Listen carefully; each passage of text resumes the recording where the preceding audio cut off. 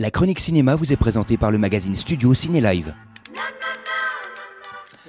Bonjour à toutes, bonjour à tous, bienvenue dans cette chronique cinéma qui, je l'espère, chaque semaine vous donne envie de sortir et d'aller au cinéma. Alors avant de vous donner la réponse à la citation de la semaine passée, voici les films qui seront développés, ou pas d'ailleurs, ça dépend du temps. Dans cette chronique, il y aura tout d'abord Bienvenue à Marly-Gaumont, le film Vicky. On parlera également de celui qu'on attendait et peut-être effectivement la nouvelle vie de Paul Schneider. Alors, la citation de la semaine dernière, vous le savez, c'était un film français, encore une fois. La citation était la suivante. Moi, il me pète un peu les noix, Guillaume, avec ses questions niaiseuses. Ouais, c'est vrai, il est chiant. Moi, par exemple, il m'a demandé si j'étais noir de naissance. De quel film était tirée cette citation ? Tout simplement du film Nos jours heureux avec Jean-Paul Rouve. C'est un film, franchement, que je vous conseille. Il est vraiment très, très drôle. Donc, rendez-vous en fin de chronique, tout simplement pour la citation de la semaine. On commence tout de suite avec ma première sélection. Bienvenue à Marly-Gaumont. C'est un film qui fait 1h36 minutes. Alors c'est un film avec la charmante Aïssa Maïga notamment. Alors ce film se passe en 1975 où un médecin fraîchement diplômé originaire de Kinshasa qui a saisi l'opportunité justement d'exercer son métier dans un petit village français, Marly-Gaumont, et arrivé sur place, la famille va vite déchanter puisque les habitants ont peur, ils n'ont jamais vu de noir de leur vie, mais justement ce médecin est bien décidé à réussir son pari et à mettre tout en œuvre justement pour essayer de gagner la confiance des villageois. Va-t-il réussir ? Vous le saurez en allant voir ce film, et j'ai envie de dire plutôt ce biopic, tout simplement. Pourquoi ? Parce que si vous avez bonne mémoire, en 2006, la chanson Marly-Gaumont, qui était interprétée par le chanteur Kamini, une star à l'époque, puisque son titre est passé vraiment sur toutes les ondes, mais ce que l'on sait moins, c'est l'histoire qui se cache derrière ce personnage, notamment Kamini, son enfance. Eh bien, vous découvrirez son enfance en allant voir ce film Bienvenue à Marly-Gaumont, qui sort cette semaine.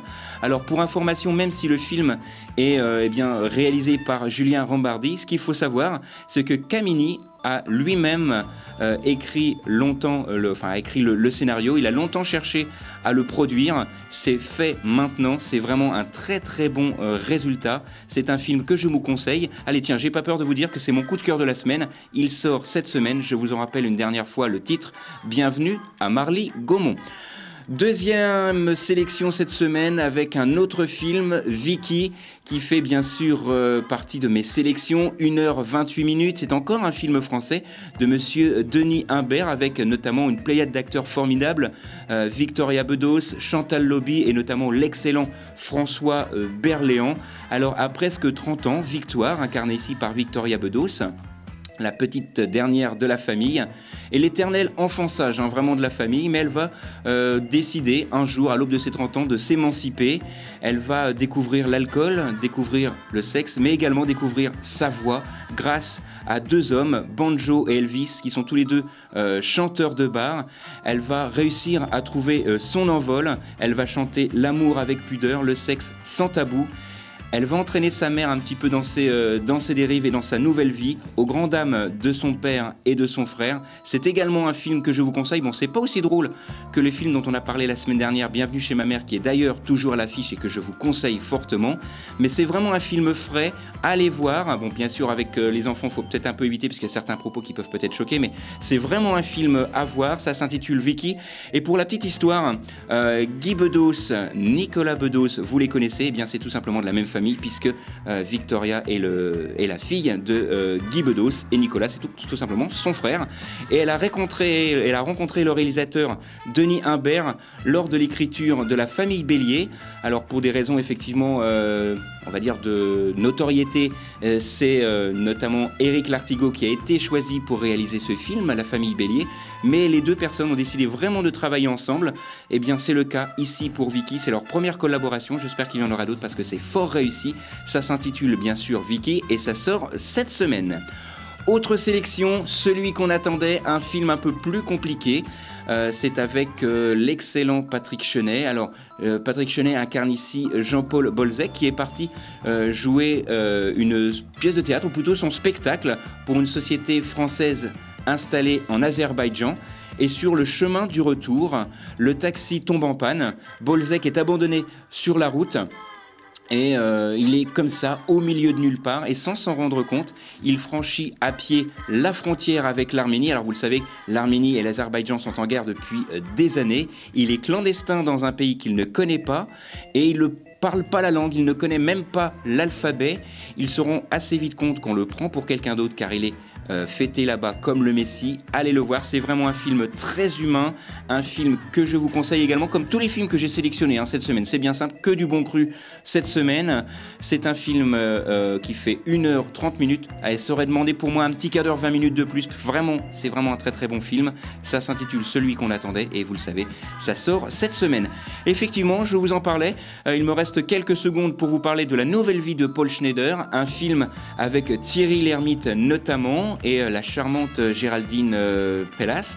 Alors, ce film est un peu particulier puisque suite à un accident, Jean-Paul Schneider, incarné ici par Thierry Lhermitte, ouvre les yeux sur sa vie, sur la réalité de sa vie, sur son travail, qu'il ne l'intéresse plus, sa femme l'agace et le trompe, son fils le méprise, et il va décider comme ça de changer de vie, être promeneur de chiens.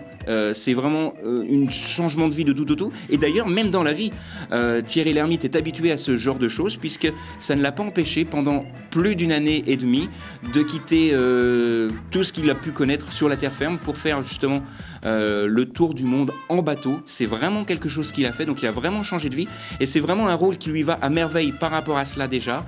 Ça s'intitule La Nouvelle Vie de Paul Schneider. Ce qu'il faut savoir également, c'est qu'il a été adapté d'un roman de Jean-Paul Dubois paru en 2011 sous le titre Le cas Schneider. C'était donc ma 4e sélection cette semaine, et pour son titre La Nouvelle Vie de Paul Schneider. Voilà, il me reste une poignée de secondes que j'ai ici dans la main, tout simplement pour vous donner la citation de cette semaine. Elle est vraiment très chouette, et je vous donnerai la réponse la semaine dernière. Je pense que vous aurez un petit peu de mal à trouver cette semaine. Il y a 2 choses sans limite dans la vie: la féminité et les moyens d'en abuser. C'est vraiment, je trouve, une très jolie phrase. Je vais me permettre de la répéter. Il y a 2 choses qui sont sans limite: la féminité et les moyens d'en abuser. De quel film est tirée cette citation? Réponse la semaine prochaine. Ici là, on se retrouve la semaine prochaine, mais avant cela, je vais vous donner les films qui ont été développés dans cette chronique. La vie de Paul Schneider, Celui qu'on attendait, Bienvenue à Marly-Gaumont, et également Vicky faisait partie de mes sélections cette semaine. Voilà, on se retrouve la semaine prochaine, même endroit, même heure. D'ici là, sortez, allez au ciné, et tant que vous êtes au ciné, au moins, vous n'êtes pas devant la télé. La chronique cinéma vous a été présentée par le magazine Studio Ciné Live. Studio Ciné Live, c'est chaque mois toute l'actualité du cinéma.